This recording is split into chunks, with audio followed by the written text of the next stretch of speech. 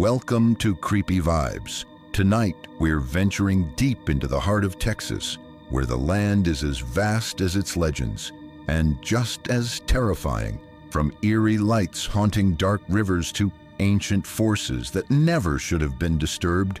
Get ready for 5 of the most disturbing true Texas horror stories that will make you question what's real and what's lurking just beyond the horizon. But before we begin, here's something strange.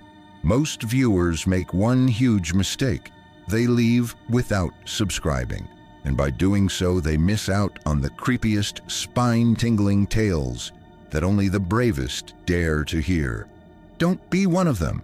Hit that subscribe button now, because tonight's just the beginning, and the terror waiting in the darkness is far from over. So, where are you watching from? And what time is it there?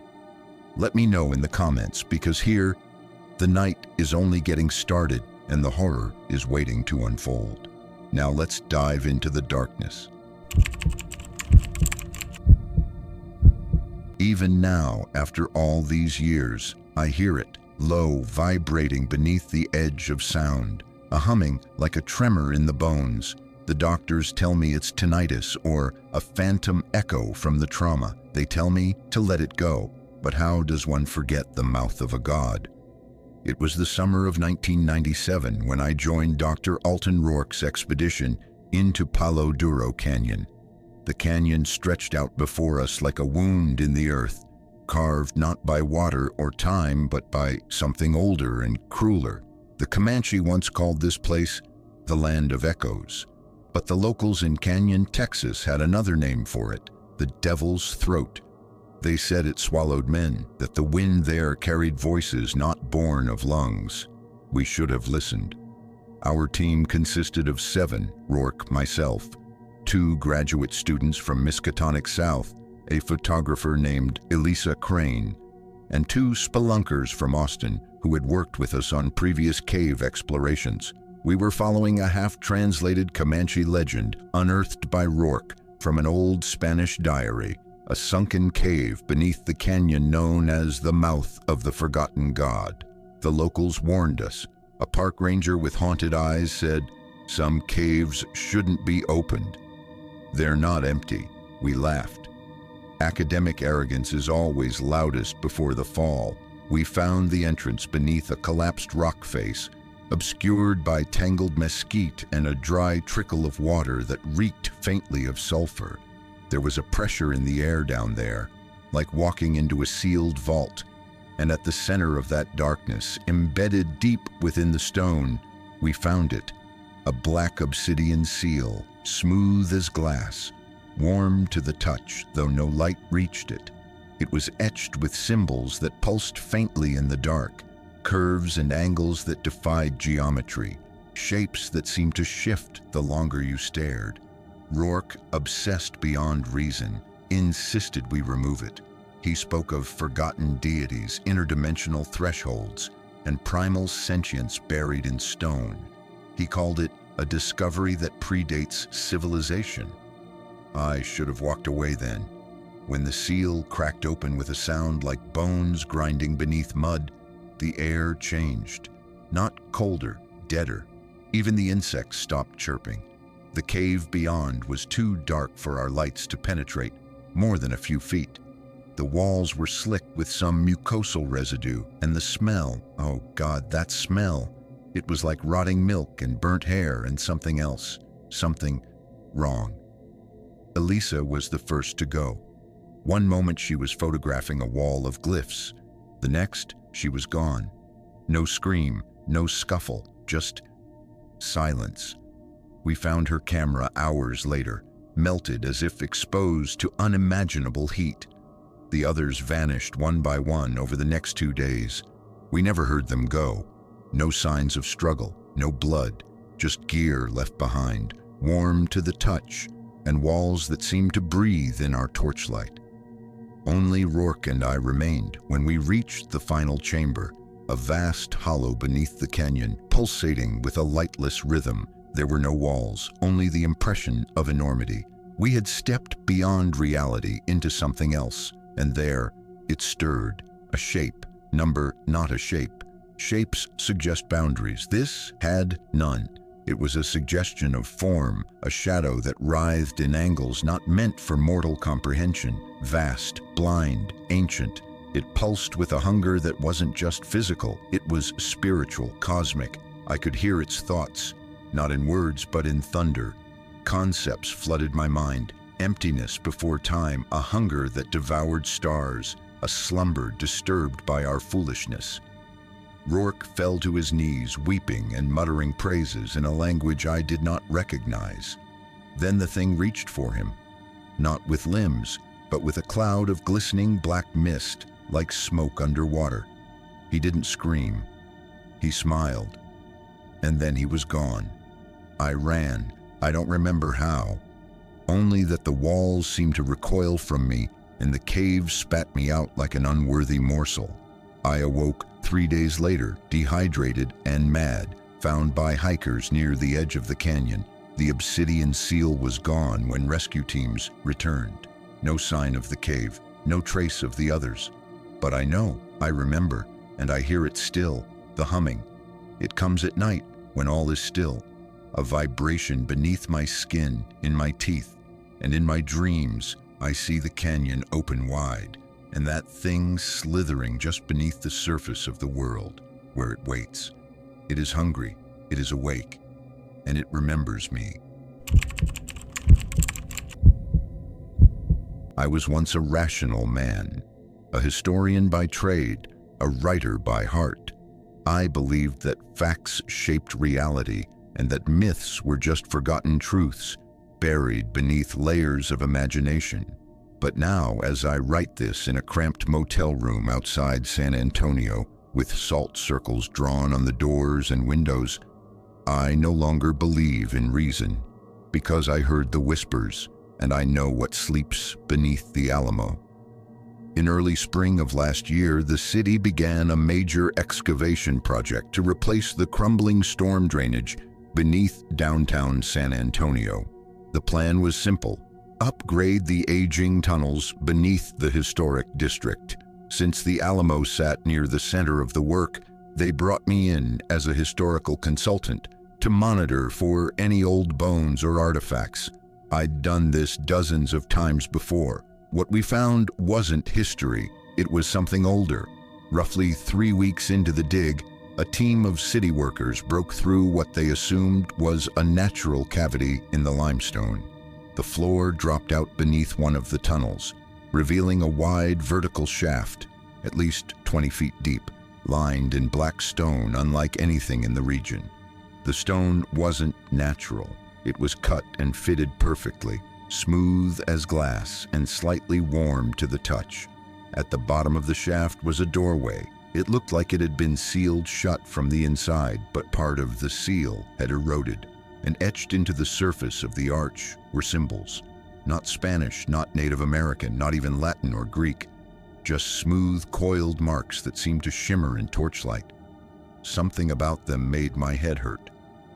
Our lead archaeologist, Dr. Marina Escobedo, insisted we carefully remove the door's seal and enter the chamber. The city approved it. Cameras were set up. Safety gear was deployed. A full team went inside. The room beyond was a large circular crypt with walls that curved inward and sloped strangely, like the space wasn't built for humans. The floor dipped gently in the center, where a stone platform was covered in fossilized remains. Skulls, bones, and glyphs, hundreds of them, but not just bones of people. Some were human, some were not. One skull was nearly 2 feet long, with no jaw and too many eye sockets.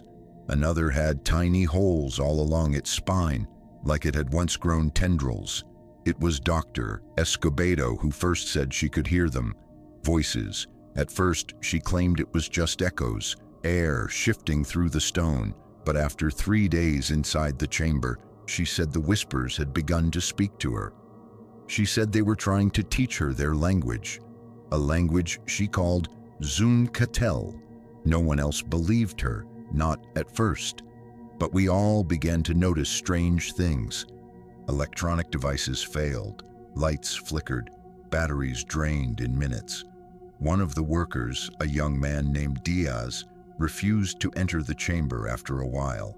He said the walls moved when you looked away. Another, Castillo, claimed the bones had shifted during the night. The next day, Castillo was found outside the chamber, curled into a fetal position, whispering a single phrase over and over in a language none of us recognized. He wouldn't eat, wouldn't drink. He died in a hospital 2 days later of what doctors called system-wide nervous collapse. I began having dreams, dark tunnels under the earth filled with whispers, massive stone shapes shifting in the dark, a mouth so wide it split the horizon, a voice that didn't speak with words but with sound and memory. One night I awoke to find dirt on my hands and clothes. I had sleepwalked back to the site. On the 6th day, the walls began to bleed, not all at once, just small red droplets seeping from the deepest glyphs. We collected a sample and sent it to a lab. The results came back with something I'll never forget. Unidentified organic fluid, no human DNA, highly reactive to heat and electrical current, still biologically active. It wasn't blood, but it was alive. One of the workers touched it. Hernandez. He screamed, said he saw the inside of the stone, said he heard the bones speaking, begging him to leave. Later that night, his eyes turned completely red. He died with a smile on his face, blood running from his ears. Dr. Escobedo changed after that. She stopped eating with us. She started sleeping inside the chamber right beside the platform of bones. Her skin grew pale. She hummed a strange melody all day, off-key, unnatural, and deeply unsettling. When I asked her why she stayed in the chamber, she just smiled and said, "I'm not staying in. I'm staying close." "Close to what?" I asked. She looked up at the ceiling and said, "To the thing that dreams us." On the 9th day, we found a second chamber. This one was even deeper. We only discovered it because one of the workers fell through the floor during a routine scan. We heard his scream echo and then stop. We lowered a camera down. What we saw was impossible. A giant living mass of something, pulsing, slow, like a heart made of shadows and stone. Long limbs floated in a thick black liquid. Eyes blinked along its surface, but never in the same place twice. They weren't like human eyes. They were ancient, hollow, and blind, and yet they watched us. The footage lasted only 40 seconds before the feed cut out. The camera was melted, burned from the inside. That night, Escobedo disappeared. We found her clothes folded neatly at the edge of the pit, like she had stripped before entering the presence of a god. The whispers were louder now. I heard them even above ground, in the streets, in the wind, even in my own thoughts. The project was shut down on the 10th day. Officials claimed it was due to structural instability. They sealed the tunnels, filled them with concrete. Everyone signed NDAs. But I know the truth. The whispers weren't ghosts. They weren't spirits. They were memories. That chamber wasn't a tomb. It was a cradle, a sleeping place. And that thing beneath the Alamo, whatever it is, wasn't dead. It was dreaming us, all our history, all our wars, our buildings, our cities. It isn't real in the way we think. We are thoughts in its mind, fleeting ideas. And if it ever wakes up, really wakes up, we'll be erased like a bad memory. So now I write, I hide, I listen, because I still hear her. Marina, every night. She speaks in Zuncatel, not with fear, with worship. She's with it now, and soon, I think, we all will be. There are towns in Texas that time forgot, and then there's Terlingua, a half-dead whisper of adobe bones scattered in the desert heat. The wind carries the dust of old silver mines and the muttered prayers of those who stayed too long. It is a place haunted not by ghosts, but by attention, a cold, cosmic awareness that lingers after dark like a fever dream. I went there in search of silence. What I found was the kind of truth that should never be spoken aloud. It started with a letter, handwritten. No return address, just a name. Dr. Aldous Greaves, and a desperate plea. Come to Terlingua. Bring your telescope. There are stars here that aren't supposed to be here. I am, by trade, an amateur astronomer and science writer. Not the kind you see on documentaries, just the kind who spends sleepless nights hunched over lenses and ink, writing about black holes and old light for small journals.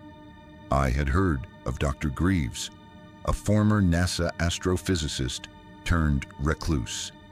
He vanished from the public eye in the late 90s after publishing a strange paper claiming that the sky had changed, not figuratively, but literally.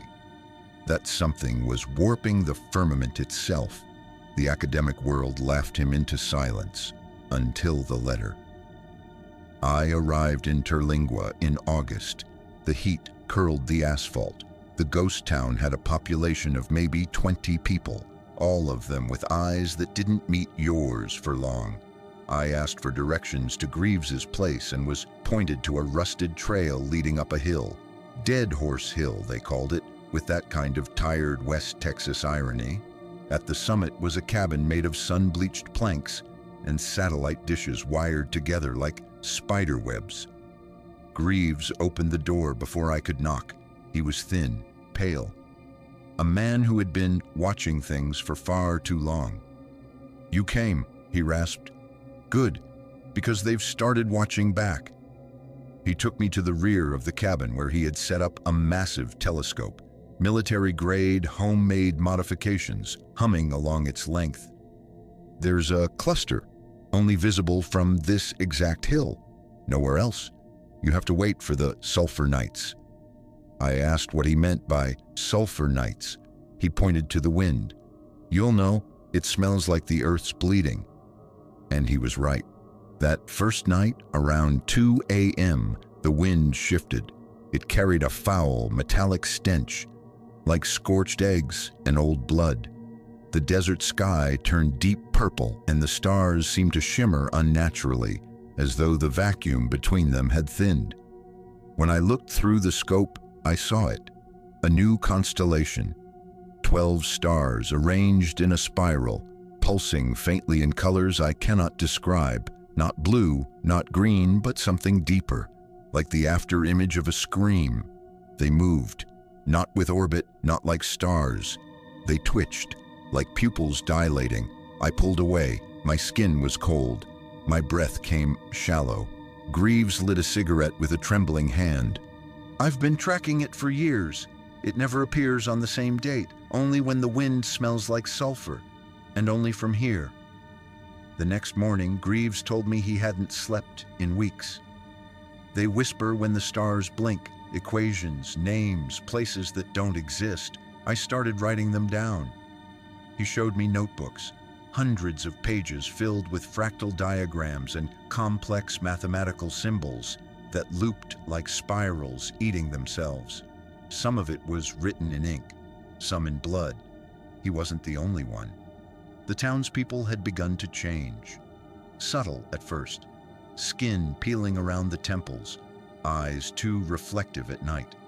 A man at the gas station hummed to himself, but not a tune, a rhythm like Morse code in an alien tongue. One woman carved shapes into her arms and claimed they helped her see past the sky. They were all drawn to the hill. Greaves said it was the angle, something about the slope, the altitude, the latitude, a kind of lens. From here, they can see us. From here, we stare back into the abyss. Then came the night it blinked. We watched the spiral for hours, and just before dawn, one of the stars winked out and came back on. Not like an eclipse, like an eye, blinking. Greaves collapsed. Blood poured from his nose and ears. He convulsed on the ground, mumbling strings of numbers and star coordinates in a language I couldn't understand. When he finally stilled, he opened his mouth And out came a whisper. They're not stars. They're eyes. Watching, waiting. We were never alone, but now they know we've seen them. I left that night.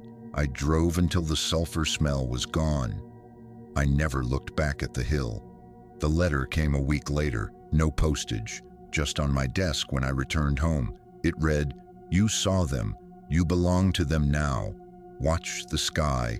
Wait for the blinking. One by one your stars will burn too bright. Then they will come." I burned the letter, but it didn't help. Because now when I look at the night sky, even from my home 1,000 miles away, I see the spiral. Every now and then, one of the stars blinks. I smell sulfur in my dreams, and I've begun to hum while I sleep. Last night, I peeled a layer of skin from my hand like dried paper. Beneath it wasn't blood, it was black, like oil from a dying sun. If you ever go to Terlingua, avoid Dead Horse Hill. If the air smells of sulfur, turn back, because the stars are not what we think they are. They are not light. They are not hope, they are eyes. And now, they're awake. There are places in Texas that feel abandoned not just by man, but by God. Salt Flat is one of them.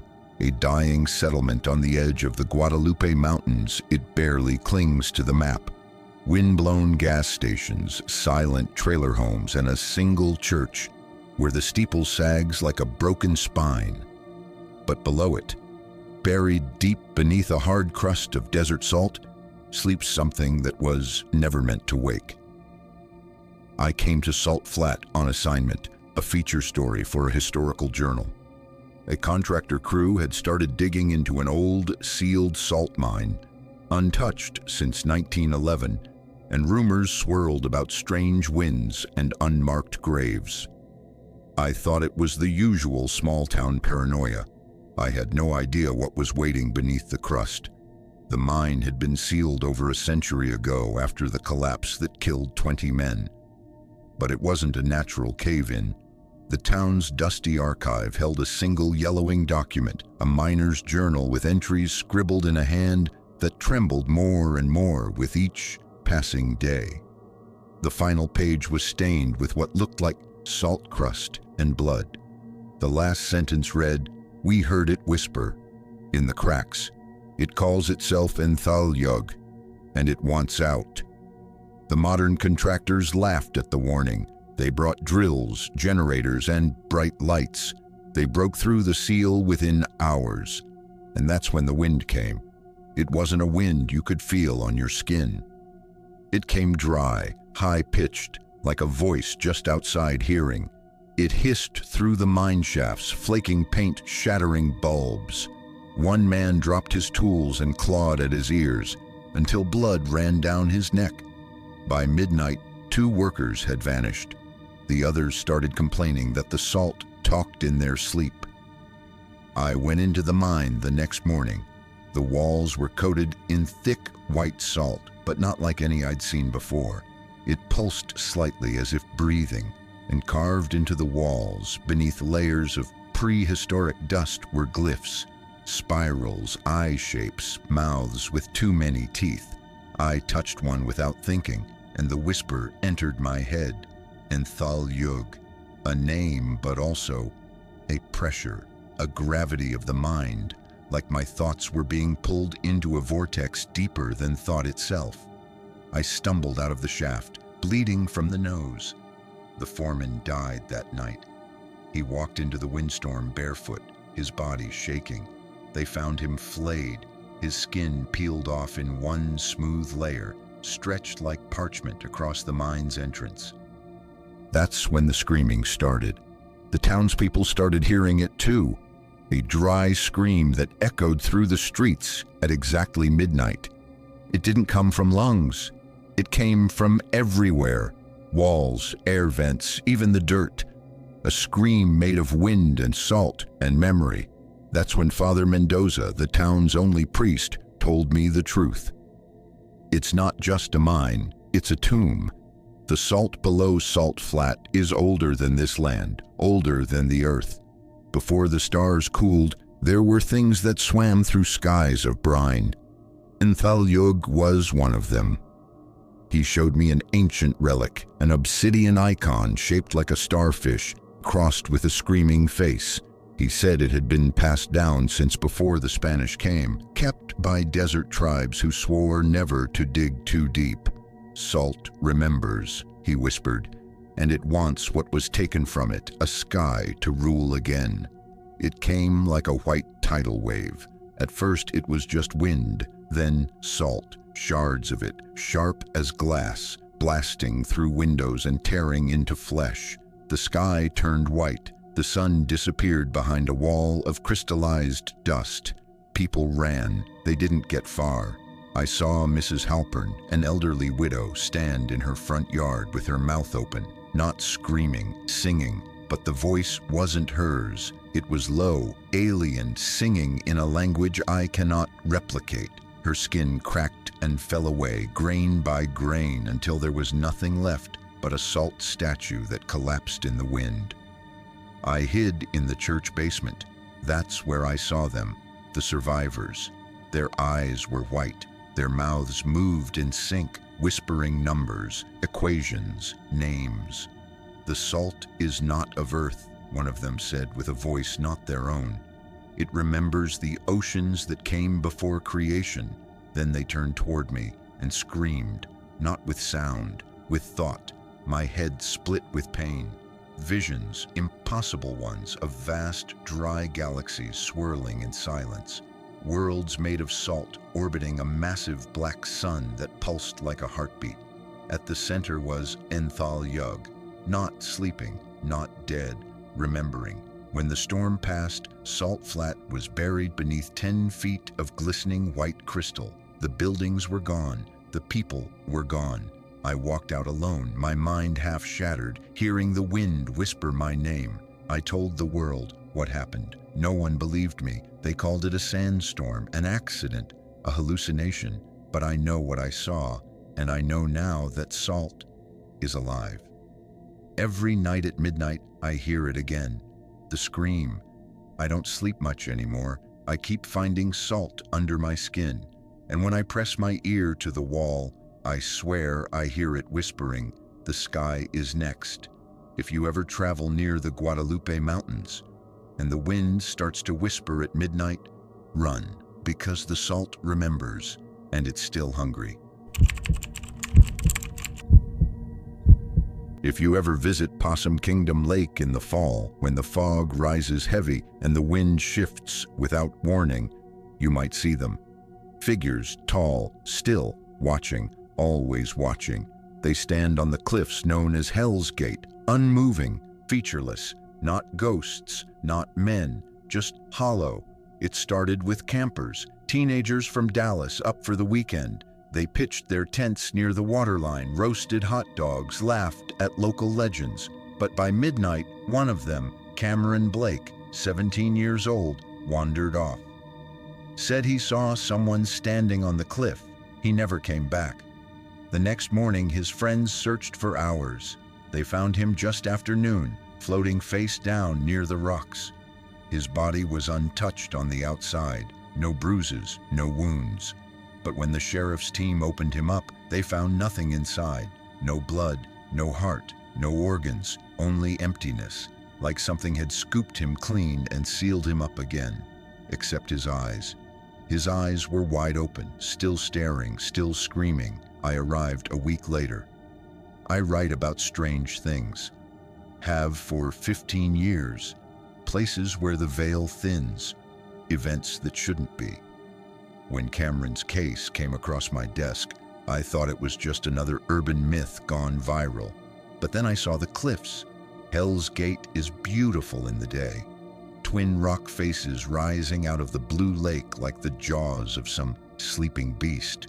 But at night, it changes. The water darkens. The wind goes dead, and the fog comes in low, rolling like smoke over the lake's surface. Locals warned me not to go near the cliffs after dark. Old Ben, a half-mad fisherman with skin like leather and teeth stained from chewing tobacco, leaned in close and whispered, "The hollow men walk when the fog rises. And when they walk, they whisper, and when they whisper, he awakens." "Who?" I asked. Ben's eyes glazed over. He muttered a name that felt like sand in the mouth.